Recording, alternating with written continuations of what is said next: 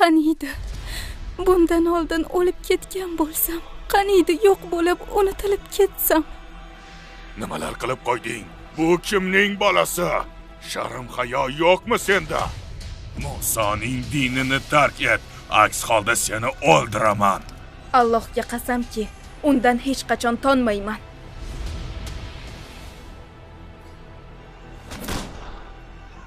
Robbim.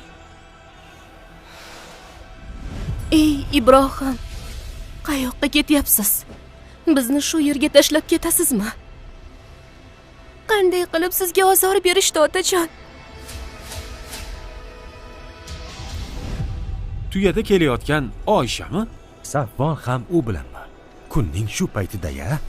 Ona, odamlar men haqimda nima deganini ko'ryapsizmi? Mendan buni yashirib yurganmidingiz? Tayyor bo'lsangiz, tarix tomon safarimizni boshlayapmiz. Birinchi marta sun'iy intellekt tomonidan yaratilgan va Jannat onalarining hikoyalarini o'zida jamlagan 8 qismli serialni boshlamoqdamiz. Xadija roziyallohu anha maxluqotlarning eng afzaliga payg'ambarlik kelganda hech kim ishonmadi. Uni masxara qilishdi. Aqldan ozib qolibdi. Kim ham unga ishonardi? Men sizga ishonaman. Tarixda birinchi bo'lib iymon keltirgan zot onamiz Xadija bo'ldilar. Va bu iymon urug'lari yillar oldin Allohning rasulini bu dunyoga keltirgan muborak onaning qalbida o'z o'rnini topgan edi. U yosh o'g'li bilan erining qabrini ziyorat qilganda nimalarni boshdan kechiradi? Abdulloh. Osiyo zulm bilan o'ralgan Fir'avn saroyining markazida qanday qilib o'z e'tiqodini saqlab qola oldi? Iymoni uchun nimalarni qurbon qila olardi? Kuchmi? Shon-sharafmi? Yoki o'zining hayotimi? Fatima roziyallohu anha payg'ambar alayhissalomning suyukli qizlari.